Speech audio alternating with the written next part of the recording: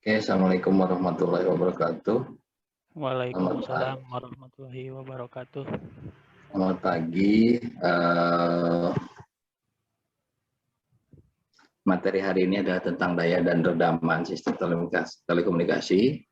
Ada satu materi lagi nanti terakhir, tapi sebelumnya nanti saya mau minta ada presentasi dari kalian ya.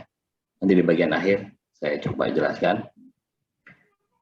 Oke, kita mulai saja. Hari ini adalah materi mengenai daya dan redaman sistem telekomunikasi ya. Jadi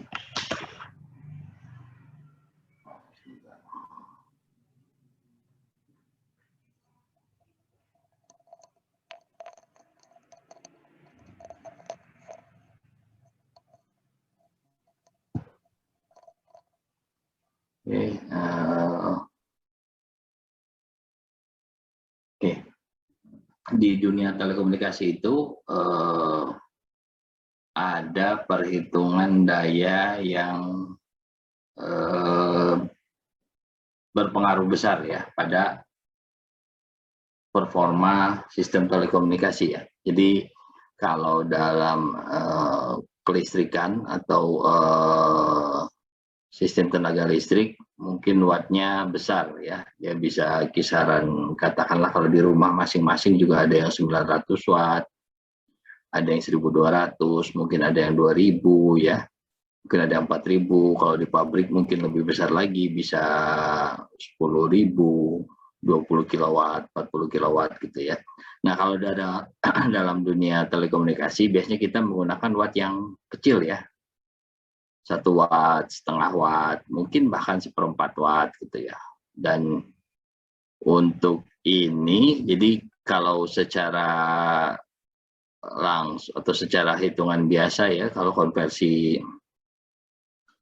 daya itu adalah sama dengan tegangan dikali arus ya. Jadi daya itu perkalian antara tegangan dengan arus, arusnya sekian dikali dengan tegangan sekian menghasilkan daya yang diserap atau dikeluarkan atau dihasilkan oleh suatu alat sebesar berapa watt ya. Jadi kalau rumusnya adalah seperti ini, ya rumusnya.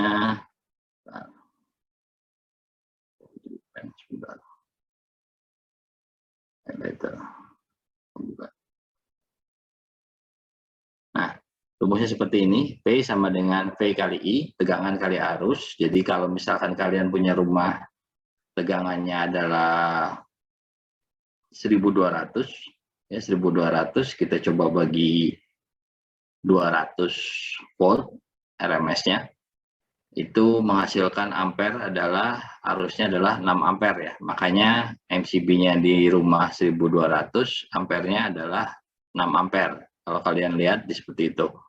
Kalau di rumah kalian adalah 900 ya, kita coba bagi 900 bagi 200 itu sekitar 220 lah. 900 bagi 220 itu sekitar 200 itu sekitar 4,5. Biasanya kalau MCB-nya adalah 4 ampere. Nah, kalau MCB 4 ampere kita bisa lihat bahwa rumah yang terpasang itu adalah 900 volt 900 watt ya.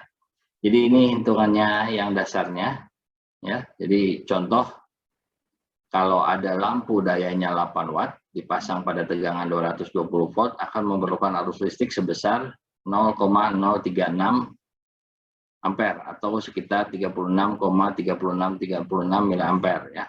Kita menghasilkan watt perkalian dari tegangan dikali arus 8 wattnya. Pada frekuensi gelombang mikro hanyalah daya yang dapat diukur. Nah, tadi seperti saya bilang tadi, kalau dalam frekuensi radio di telekomunikasi ya, kita hanya bisa mengukur daya. Tegangannya sangat relatif ya, kecil. Sedangkan medan listrik dan medan magnet dapat dihitung dari daya yang telah diukur tersebut. Jadi seperti saya bilang tadi, kalau di telekomunikasi kita menggunakan daya itu kecil ya, jadi 1 watt, setengah watt, 1/4 watt. Ya. Kita coba, ini bisa diklik ya.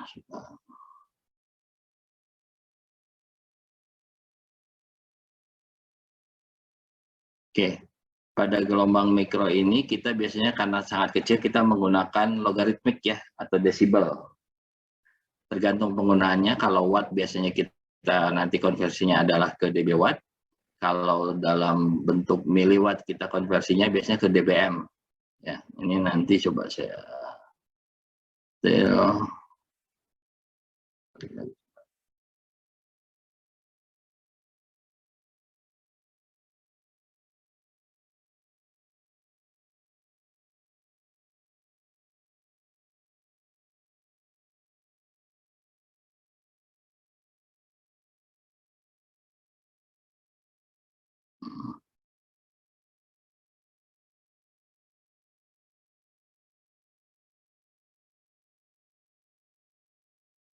bisa.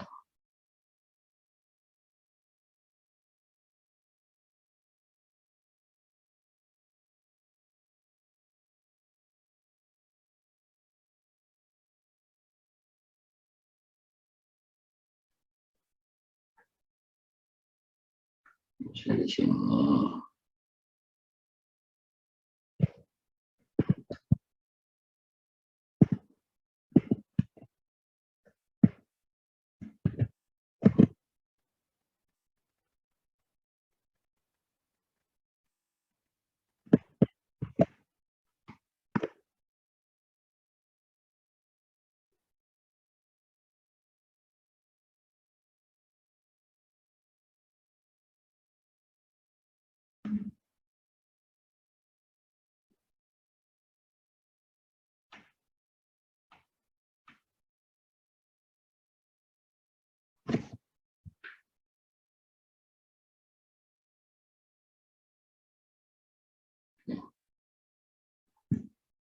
Nah, saya share filmnya.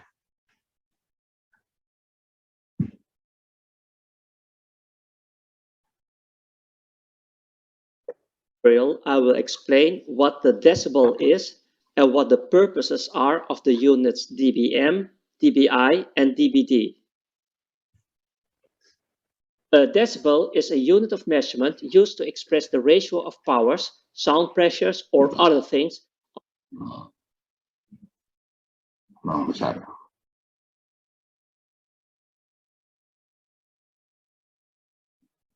Tolong lagi. In this tutorial, I will explain what the decibel is and what the purposes are of the units dBm, dBi, and dBd. A decibel is a unit of measurement used to express the ratio of powers, sound pressures, or other things on a logarithmic scale. The decibel was invented by Bell Labs and named after Alexander Graham Bell. In this tutorial, the decibel is used to express the ratio of electrical powers, meaning watts. Here is an equation to calculate the decibel value, where Pi is the input power and Po is the output power. For example, if this is an amplifier, this is the input power and this is the output power. Because the output power is greater than the input power, it is a gain.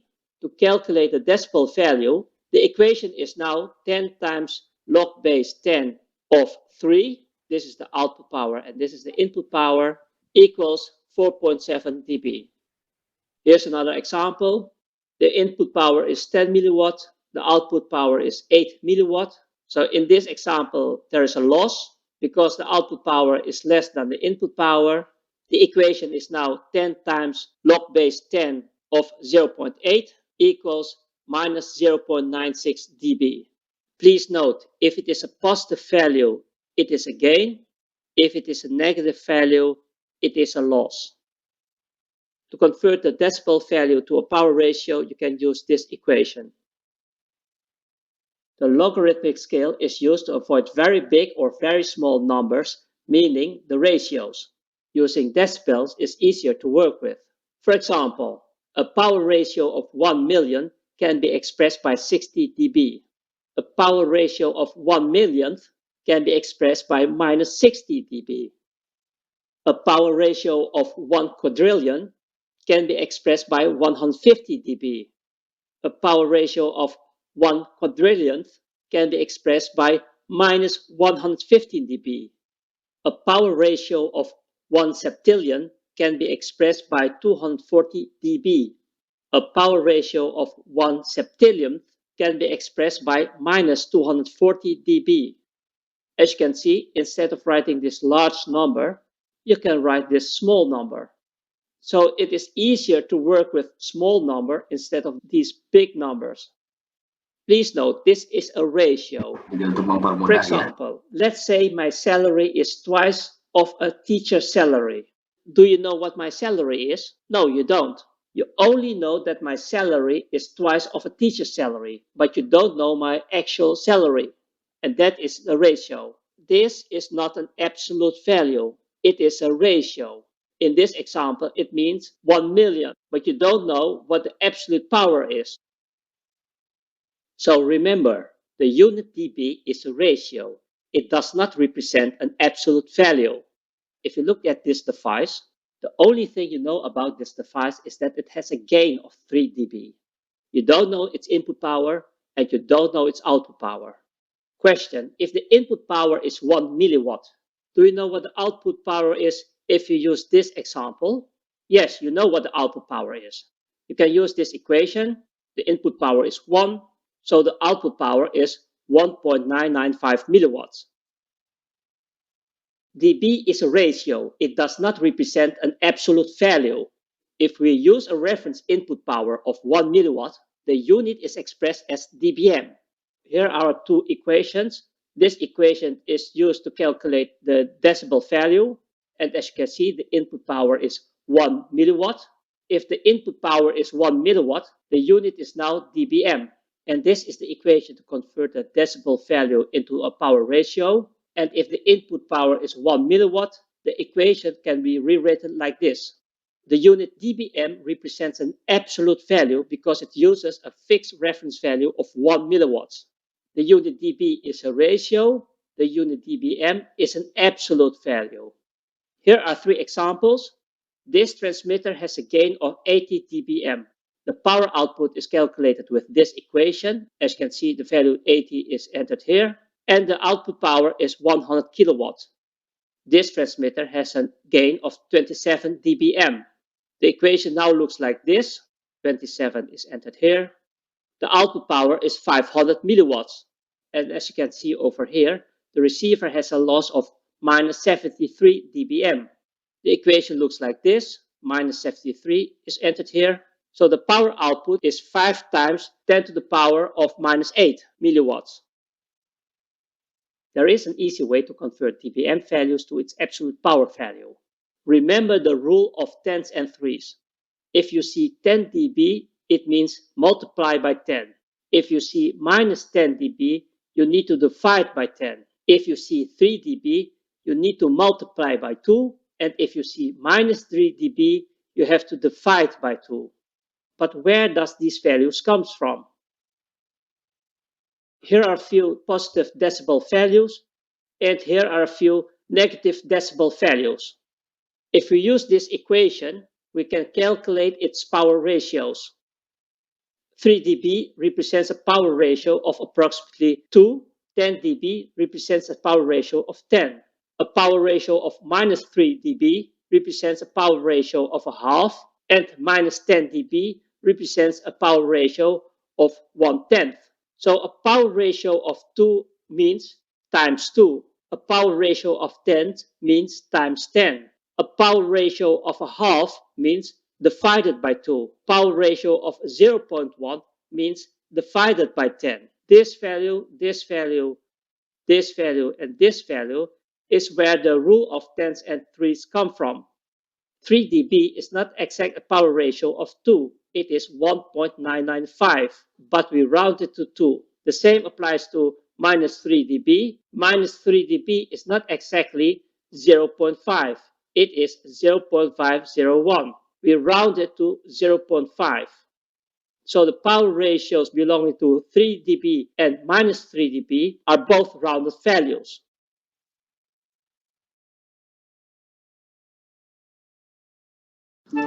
Grammarly does more than catch errors. With Grammarly, you can find really good, no,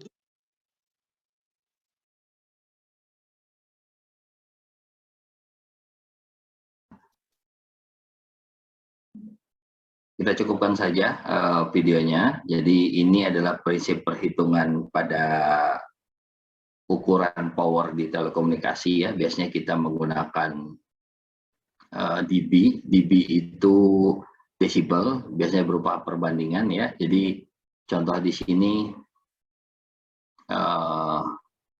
kita menggunakan transmitter misalkan 80 dB, itu 80 dB kalau kita konversikan ke watt itu sama dengan 10 pangkat, ini dBm ya, mili berarti ya, miliwatt. 10 pangkat 80 per 10 dibagi sama dengan 10 pangkat 8 miliwatt atau 10 pangkat 5 watt atau 100 kilowatt. Ini konversi 80 dBm ya. Sebaliknya kalau ada minus, ini minus ini berarti 0, biasanya minus 73. Minus 73 sama dengan, kalau secara hitungan wattnya adalah 10 pangkat minus 73 per 10 sama dengan 5 kali 5,01 kali 10 pangkat minus 8 atau sekitar 5 ini miliwatt ya, atau 5 kali 10 pangkat 8 miliwatt. Ini cara konversinya. Kenapa kita pakai konversi di dB? Karena nanti lebih mudah untuk perhitungannya. Untuk kalau kita meneruskan seperti ini, 5 kali 10 pangkat minus 8, ini agak susah, apalagi nanti kalau ada pembagian. Nah, sementara di dB, pembagian itu sama dengan minus ya, pengurangan. Dan kalau ada perkalian, kalau dalam dB itu sama dengan plus penjumlahan ya. Oke, nanti kita coba lihat berikutnya. Nah, daya adalah kekuatan atau amplitudo dari gelombang elektromagnetik dan diukur sebagai daya listrik dalam satuan watt pada frekuensi. Nah, tadi di tingkat referensinya biasanya kita hitung pakai miliwatt. Miliwatt itu sama dengan 1/1000 watt ya. Sistem dB atau dBm ini untuk membuat hitungan daya lebih mudah ya. Jadi seperti dijelaskan terakhir tadi, dB ini bukan hitungan mutlak, 1000 watt di dB, nggak bisa. Dia harus di rasio ya.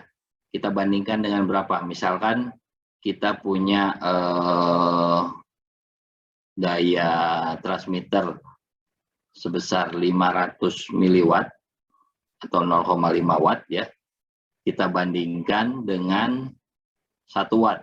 Ya, jadi 500 per 1000 watt, 1000 miliwatt atau 0,5 per 1 watt itu akan sama dengan setengah ya. Setengah itu kalau kita desibelkan 10 pangkat log setengah itu jadinya sekitar minus 3 dB ya. Tadi seperti dijelaskan di video sebelumnya. Kalau kita mempermudah hitungan, ketika berkurang rasionya menjadi berkurang setengah, kita tinggal dikurangi 3 dB. Kalau dia bertambah 2 kali lipat rasionya lebih besar, nah kita tambah 3 dB. Itu lebih mudah nanti perhitungannya. Nah, notasi dB memperkecil lebar range nilai-nilai daya yang terjadi dalam peralatan gelombang mikro, sehingga lebih mudah lebih berguna nilainya ya. Ini contohnya, nanti kalian pelajari sendiri ya konversinya. dB berapa, daya dalam dB watt berapa, daya dalam dBm miliwatt berapa. Ya, nanti untuk pasti ujiannya seperti ini, perhitungan. Kita lanjut. Ini contoh soalnya seperti ini. Jika suatu transmitter daya 1 watt dinaikkan 2 kali dayanya ya, 2 kali jadi 2 watt. Berapa daya transmitter dalam satuan desibel miliwatt? Jawab. Oke, diketahui 1 watt, P2 dikali 2. Berapa P2 dalam dBm? Jawab. Nanti urutannya kalau menulis jawaban seperti ini ya, diketahui, ditanya, jawab. Nah, P2 dalam watt sama dengan P1 dalam watt kali 2 ya. P2 dBm 10 log P1 miliwatt kali 2 per 1 watt sama dengan 10 log 1000 per 1 ditambah 10 log 2. Nah, seperti saya bilang tadi, sebetulnya kalau dalam perhitungan dB, 2 kali lipat itu kita tinggal tambah 3 dB ya. Jadi kalau misalkan 1 watt itu sama dengan 1000 ya, jadi 1000 per 1 ini kalau kita lakukan jadi 3 ya. 3 kali 10 jadinya 30 dBm. Ditambah 3 dB jadinya 33 dBm. Ini contoh sederhananya, kalau misalkan nanti wattnya jadi setengah berarti log 10 log 500 per 1 ditambah 10 1000 ini tetap ya 1000 per 1 log 10 itu sama dengan 30 dBm. 10 log setengah. Nah 10 log setengah itu adalah minus 3 dB, jadinya harusnya 27 dBm. Nah kalau saya di dunia desain radio, biasanya kita udah langsung bisa melihat ya, begitu transmit powernya adalah 30 dBm, itu berarti udah langsung kebayang, oh ini 1 watt transmitnya. Begitu dia bilang 27 maksimum, oh berarti dia cuma setengah watt maksimumnya. Begitu dia bilang 24, berarti 1/4 watt itu maksimum transmit powernya. Ya ini nanti jadi hitungan yang lebih mudah ya, seperti saya bilang tadi.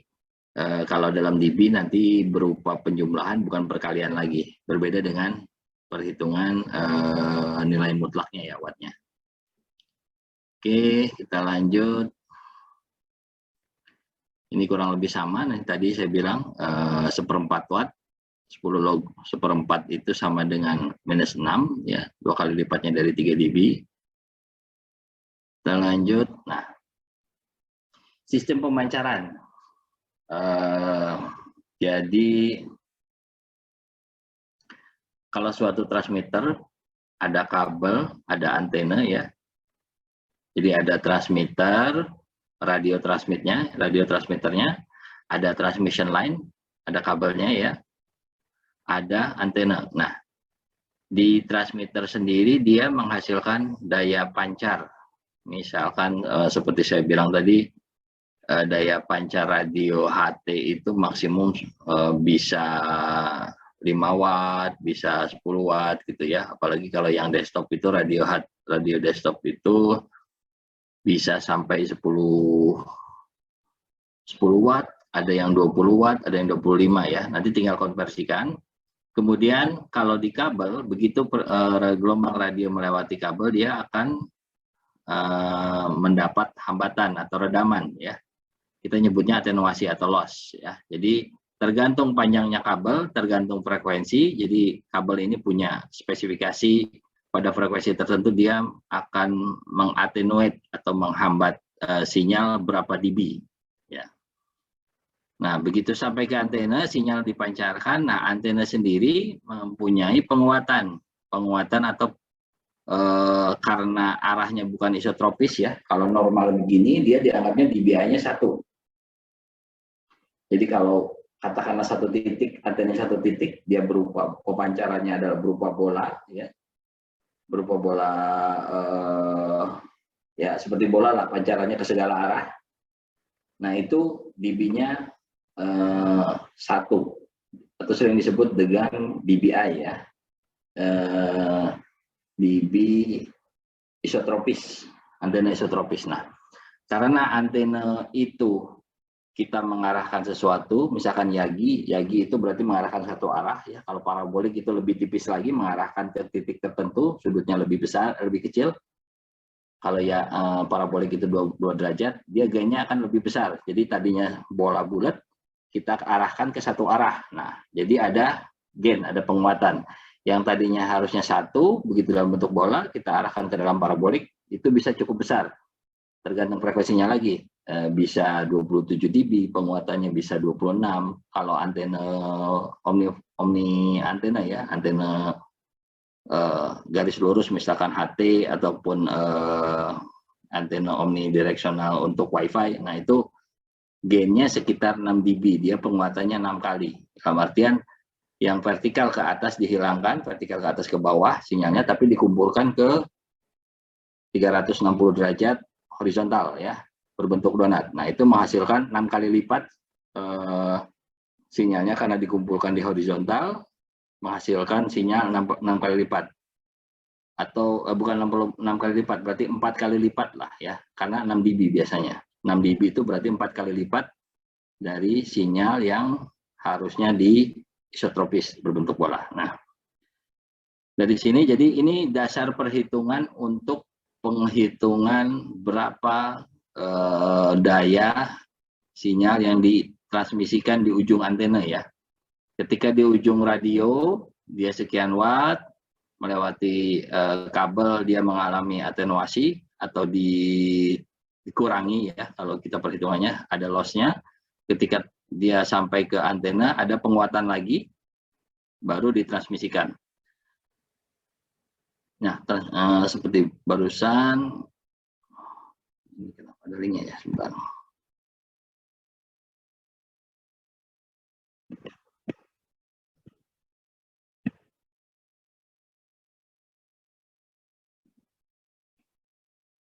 Nah, saya coba lihat.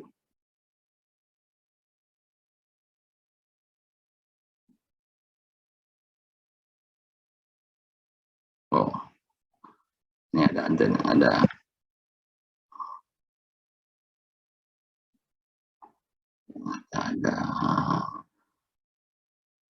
video lagi, coba.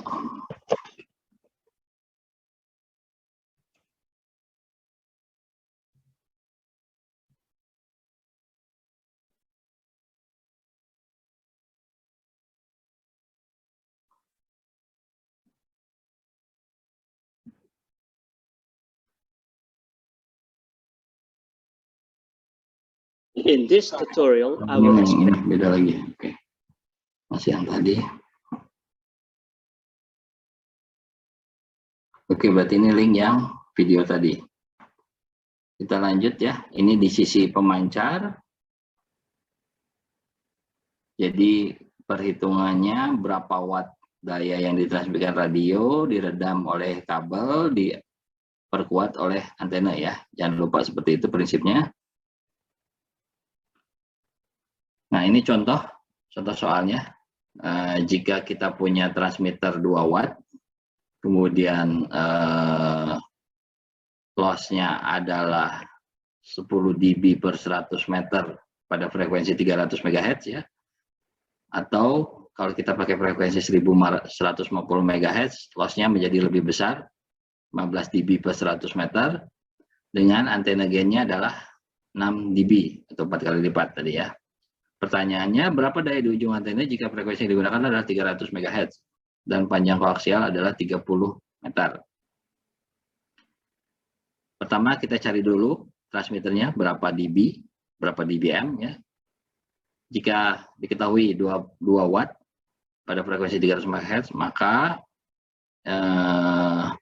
ini diketahui redamannya adalah 10 dB per 100 meter pada 300 watt ya. Panjang kabelnya ada 30 meter, gain antenanya adalah 6 dB. Kita mulai di sini, dayanya sama dengan, karena 2 watt, itu 2 kali 1 watt ya. 1 watt ingat 30 dB, kita tinggal tambah 3 dB, berarti 2 watt itu adalah 33 dBm ya. Kemudian, loss kabel, berapa? Panjang kabelnya adalah 30 meter kali 10 dB per 100 meter. Kalau kita hitung, dia dalam panjang kabel 30 meter, dia akan menghasilkan loss 3 dB. Loss itu minus ya.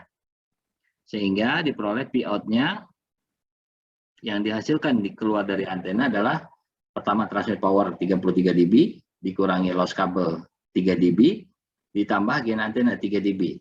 Jadi yang keluar di ujung antena ini adalah sebesar 36 dBm. Kalau kita konversikan ke watt, itu berarti yang keluar di sini adalah 4 watt ya. 3, 4 ya. Tuh, nah ini contoh perhitungan real kalau kita menggunakan kabel ya, kabelnya RG8 Belden 9913 atau RG58 Belden 9201 atau bisa menggunakan LDF4 ini Heliac nyebutnya LDF450. Speknya ada biasanya kalau di internet ya atau di produknya.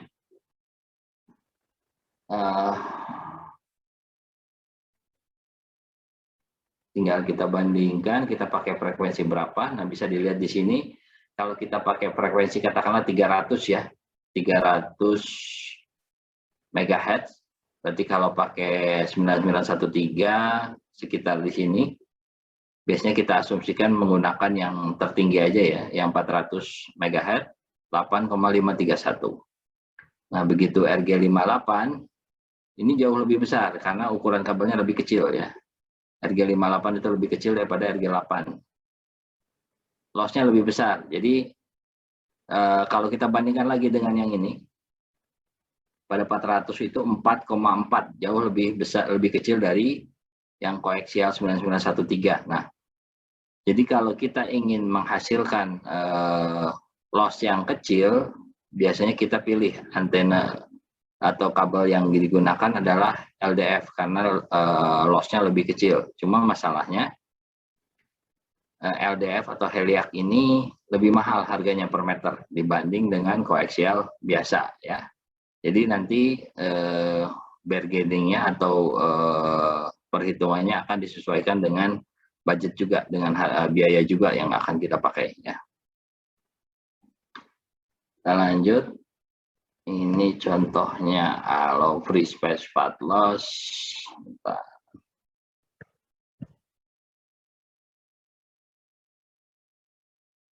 coba play.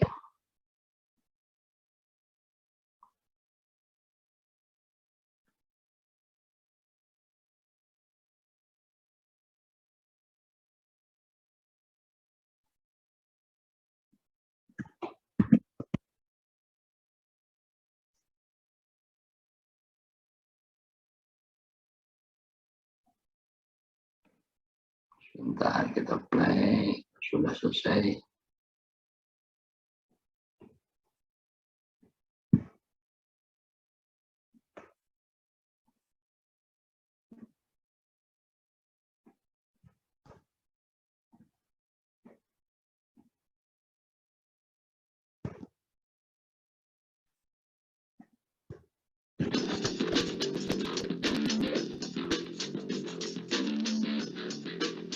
Hi, I'm Thomas, and in today's Inside Wireless episode, we'll talk about the Fresnel zones. Fresnel zone is a pill-shaped box between the transmitting and receiving antenna.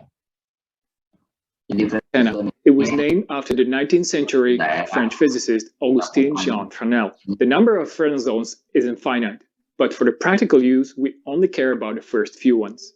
For good operation of an RF link, the line of sight should be clear, and at least 60% of the first Fresnel zone should be free of obstructions. If an object is at the border of the first Fresnel zone, it can cause a decrease of the received signal level. Sedikit penjelasan dari saya. Jadi kalau ada sinyal yang dikirimkan antara dua tower, katakanlah ya, dua tower seperti ini, secara visual tower atau antena ke antena harus terlihat jelas. Itu yang pertama. Tapi selain istilahnya disebutnya line of sight ya, jadi harus visual terlihat, antena di ujung juga terlihat, bisa menggunakan binokular untuk melihat seperti itu. Nah, bisa juga kita hitung secara ada aplikasinya, kita gunakan mappingnya. Kalau di Google itu bisa kelihatan, di Google Earth nanti kelihatan konturnya seperti apa. Jadi ujung ke ujung antena ini harus kelihatan, itu syarat yang pertama. Nah, selain yang syarat kedua ini, ada namanya Fresnel zone. Jadi sebetulnya sinyal itu akan menyebar berbentuk elip seperti ini ya. Disebutnya ada namanya first Fresnel zone. Fresnel zone yang pertama itu yang kita inginkan kalau desain suatu sistem komunikasi radio, itu minimal adalah 60%-nya harus tidak tertutup oleh bangunan, pohon, rumah, gedung ya, atau permukaan tanah. Jadi ini akan berpengaruh penempatan antena di kedua lokasi ya. Jadi Fresnel zone ini, jadi sinyal itu sebetulnya tidak hanya lurus seperti laser ya. Dia ada elliptical seperti ini digambarkan, ada elliptical dan ada batasan ketinggian berapa dia boleh ada penghalang pohon seperti ini misalkan contohnya ya. Kita lanjut. Also known as fading. Let's take a vertically polarized antenna system first. So when vertically polarized wave reflects from a horizontal surface, it flips its phase. Additionally, compared to the line of sight wave, the wave reflected from the first frontal zone border is half a wavelength delayed, where the wavelength is the distance over which a wave repeats its shape. So the total shift at the receiver antenna equals to one whole wavelength. The direct and the reflected waves are in phase at the receiver antenna, and the total received signal is therefore stronger. When the wave reflects from the second frontal zone border, the situation is quite the opposite. The total received signal is weakened. So for vertically polarized antenna system, the resulting signal is stronger when the wave reflects from the odd frontal zones and weaker when it reflects from the even frontal zones. For horizontally polarized system, the situation is opposite. The odd frontal zone reflections weaken the signal and even ones strengthen it. In practice, you can see the influence of the reflections from the frontal zone as changing signal level with the changing position of the antennas. Or when you switch the polarizations, you can see a significant change in the signal level even if the antennas have balanced chains. While figuring out why a link might not perform well may be a complex task, the knowledge of the frontal zone influence might help you rule out some of the possible problems. Try to move the position of an antenna on one side of the link up and down to see if the signal improves. Since RF waves reflect from all kinds of surfaces, such as lakes, roofs, or earth surface, as well as the walls of the buildings, the general rule of thumb is to be aware that the longer the link distance, the bigger the frontal zone becomes, potentially making the link more sensitive to the vertical antenna position adjustment. For more interesting videos on different topics from the RF world, check out some of our previous videos and don't forget to subscribe to our channel. Oke, kita lanjut.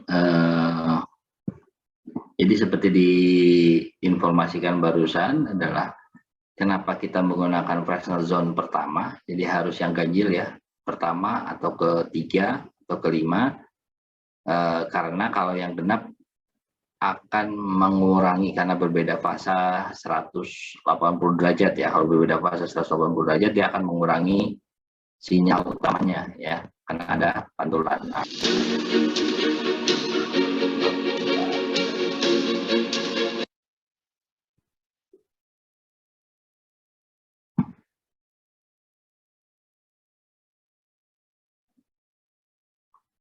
Nah, jadi Fresnel zone ini kalau di perhitungan sistem telekomunikasi radio akan sangat penting ya.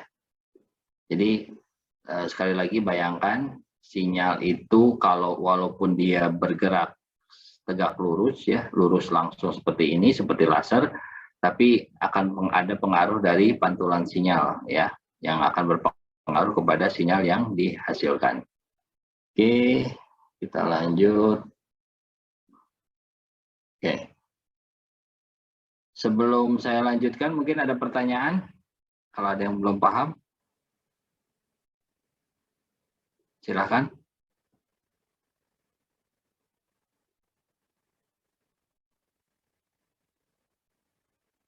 Ada yang bertanya, silakan. Kalau ada yang bertanya. Ya Pak, saya mau bertanya Pak. Ini Pak, saya mau bertanya Pak. Soal Ya, itu silakan. Pak, kalau tambah daya di KWH itu ditambahkan alat atau gimana sih Pak? Daya watt di KWH teh? Maksudnya di listrik di rumah? Ya, ya gitu dah. Oke. Jadi pada dasarnya kalau di listrik di rumah itu dibatasinya oleh MCB ya. Oh, MCB Pak. Ya. Ya, dibatasinya oleh MCB. Kenapa dibatasi MCB? Begitu katakanlah seperti saya bilang tadi, misalkan 900 watt rumah, MCB-nya 4 ampere, ya rata-rata 4 ampere ya. Kalau 500 itu 4,5 itu berarti 2 ampere. Nah, kita kembali lagi di rumah itu 900 watt. Begitu pemakaian di rumah, lebih dari 900 watt, apa yang terjadi dengan MCB-nya? Ceklek Pak. Nah, ngetrip ya. Itu secara faktor keamanan. Jadi sebetulnya lebih ke faktor keamanan sama data di PLN-nya. Begitu lebih dari 900 watt, dia akan trip. Jadi pembatasannya di situ, di ampere yang masuk ke rumah. Nah, begitu tambah daya, Berarti ampernya harus digedekan, di MCB-nya harus diperbesar ya. Katakanlah tambah daya dari 900 menjadi 2400 gitu ya. 2400 berarti MCB-nya berapa ampere? 2200 bukan 2400, 2200, nggak ada 2400. MCB-nya jadi 10 ampere diganti. Nah, cuma masalahnya itu harus register ke PLN ya. Jadi sebetulnya simpel aja. Hanya merubah MCB tapi harus diregistrasi ke PLN karena tarifnya beda. Itu tarifnya beda dan tidak bisa sembarangan ya. Makanya MCB yang ada di meter di depan itu biasanya harus disegel karena hanya orang PLN yang berhak mengganti dan merubah, termasuk merubah datanya di ujung gitu. Jadi gitu Dar, kira-kira. Ada lagi? Saya Pak mau bertanya Pak. Ya.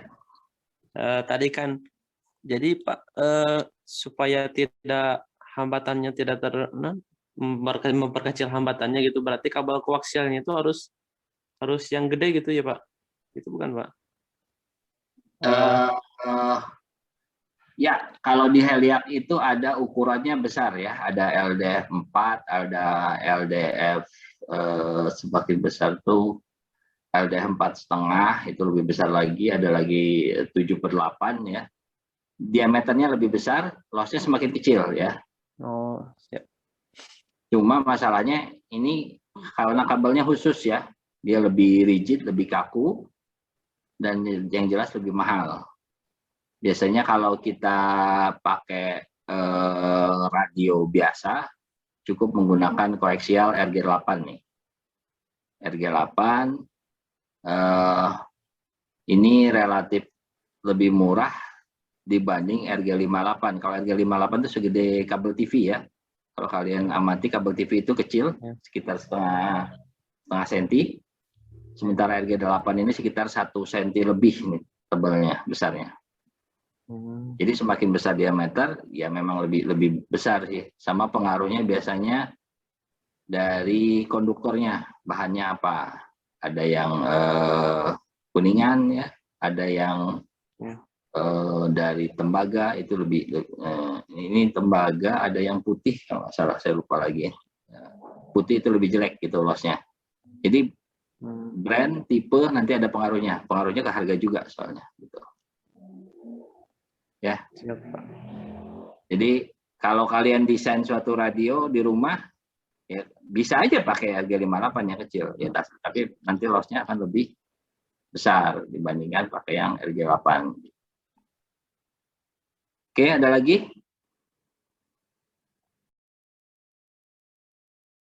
Oke, kalau nggak ada kita lanjut ya.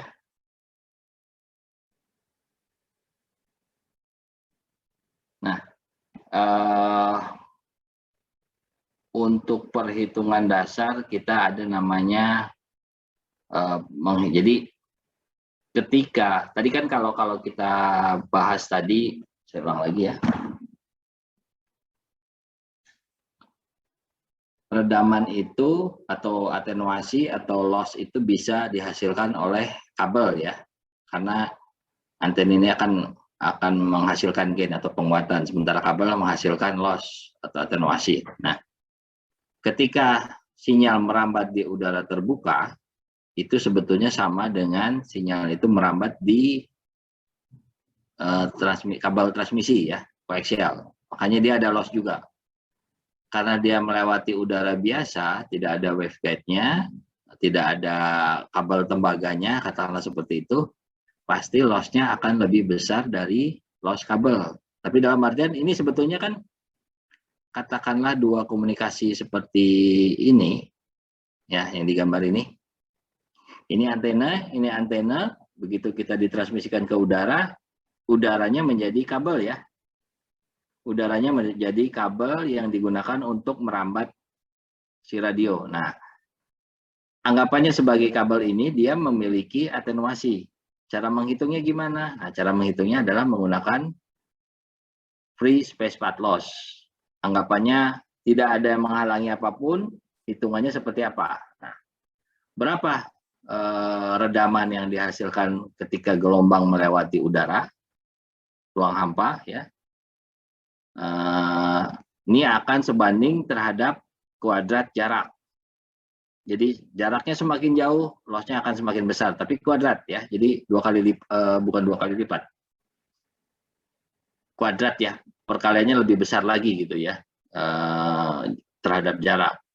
Juga sebanding dengan kuadrat frekuensi ya. Semakin tinggi frekuensinya, lossnya semakin besar ya. Jadi free space path loss itu kalau dirumuskan sama dengan 4pi d per lambda. D ini jarak, ini per lambda dalam kurung kuadrat, dua-duanya di kuadrat. Berarti kalau kita konversikan lambda ini panjang gelombang, di mana panjang gelombang itu sama dengan kecepatan cahaya dibagi frekuensi ya. Jadi kalau kita konversikan lambdanya atau kecepatan atau panjang gelombangnya ke kecepatan cahaya per frekuensi, kita peroleh 4pi df per c kuadrat. Di mana d-nya tadi jarak dalam meter, kemudian lambanya panjang gelombang dalam meter, frekuensinya hertz ya. C-nya kecepatan rambat cahaya 3 kali 10 pangkat 8 meter per detik. Ini rumus dasarnya dalam format nilai sebenarnya yang tadi ya, dalam bentuk loss-nya berapa angka gitu, berupa angka pembagi. Nah, kita bisa konversikan ke dalam dB ya. Ini coba kita bandingkan seperti ini. Ada suatu transmit dalam jarak D, diterima oleh receiver dalam jarak D, maka free space path loss-nya atau atenuasi di udaranya akan sama dengan, kita logaritmik ya ke dB, 10 log 2pi df per c kuadrat akan sama dengan 2-nya ke depan, 20 log 2pi df per c, sehingga diperoleh 20 log D, kita keluarkan ya, 20 log D, ini karena ini tadi perkalian, di dalam log itu bisa jadi jumlah, kita pisahkan 20 log F, kita pisahkan, kemudian 2pi per C-nya kita pisahkan plus 20 log 2pi per C. Sehingga kalau kita keluarkan diperoleh 20 log D dalam meter plus 20 log F dalam hertz dikurangi 147,55 dB. Ini 2pi per C, itu kalau kita logaritmik kali 2 itu sama dengan minus 147,55 dB. Nah, bagaimana kalau kita konversikan D-nya ke kilometer? Tadi dari meter ke kilometer, berarti dikali 1000 ya, D-nya dalam kilometer. 20 log D dalam kilometer ditambah 1000 itu berarti 360. 60 ditambah frekuensinya juga naik dari hertz ke mega, 1.000.000, berarti kali 6 kali 20, 60. Sama juga 60, 120. Ada yang salah nggak ya? Mega ke hertz, mega itu 6 ya, 60 plus 60, 20 log dalam kilometer ditambah 20 log frekuensi, 20 tambah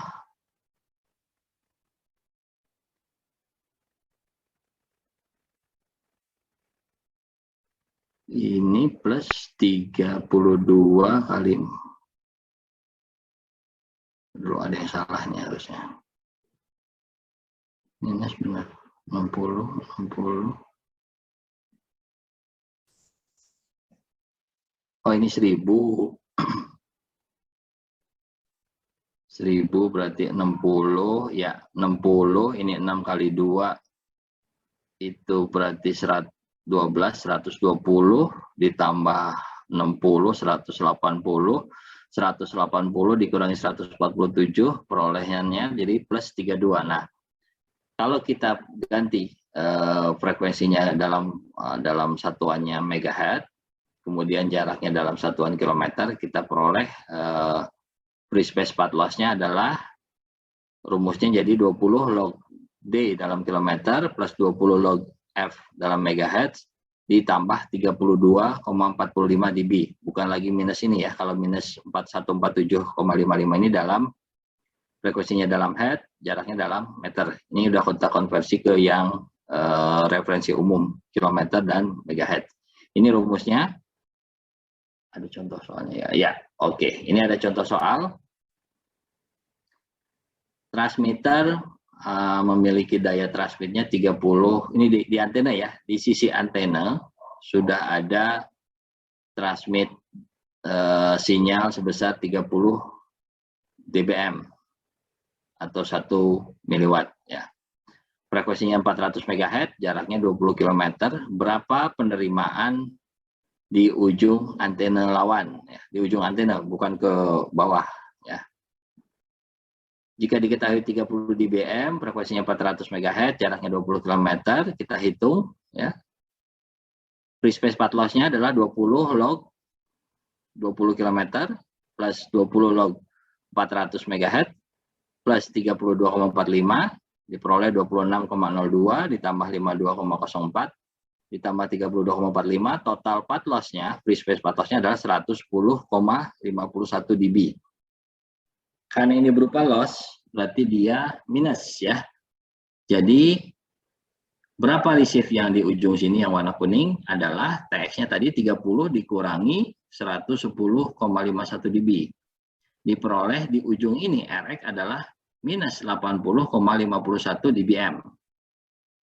Kalau kita konversikan ke dalam watt, tadi pakai rumusnya adalah 10 pangkat 8 minus 80,51 per 10 ya, akan sama dengan 10 pangkat minus 8,05 atau sekitar 8,91 kali 10 pangkat minus 9 miliwatt.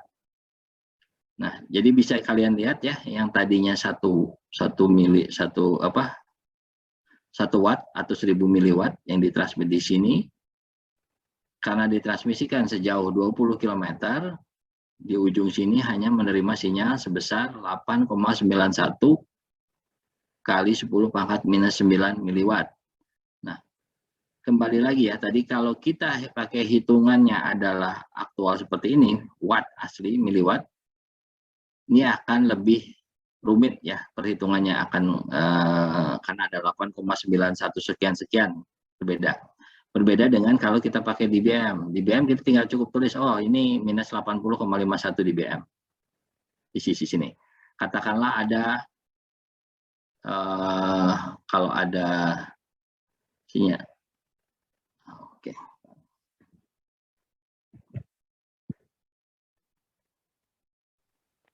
Jaringannya jelek. Nggak ada gambarnya ya? Oke, Iya, sorry. Pak. Oke, nah ini katakanlah kalau ada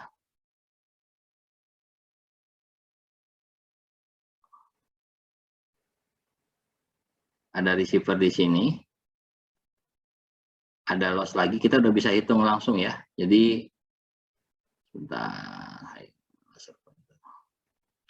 kita udah tahu di ujung sini adalah minus 80,51 dBm. Tinggal kita hitung berapa panjang kabelnya. Kalau panjangnya sama tadi misalkan 30 meter, berarti lossnya sekitar 30 kali 10 per 100 tadi. Berarti sekitar 3 dB, kita tinggal kurangi. Minus 80 dikurangi minus 3 dB. Ya. Jadi di RX ini akan kita terima sinyalnya adalah sebesar, katakanlah di sini adalah 3 dB. Minus ya. Sorry. Minus 3 dB.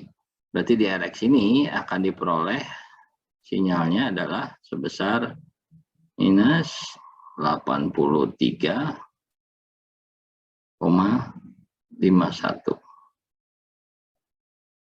dBm.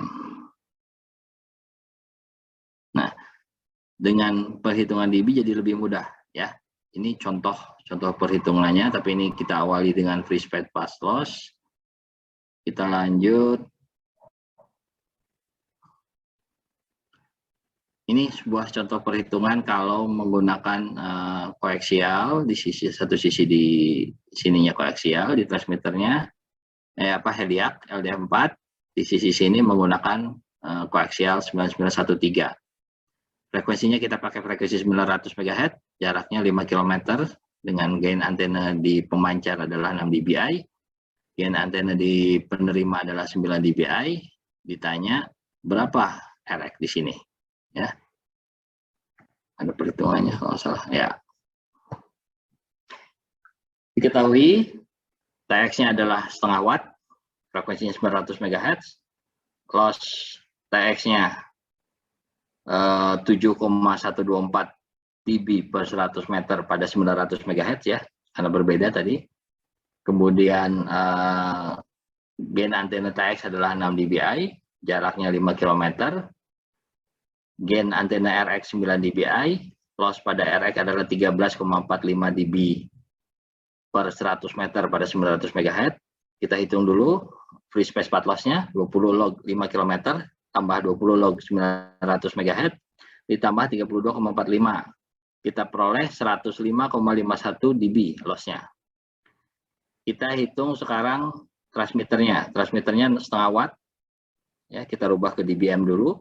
10 log 500 dBm sama dengan 27 dBm. Seperti saya bilang tadi, kalau kita patokannya 1 watt adalah 30 dB.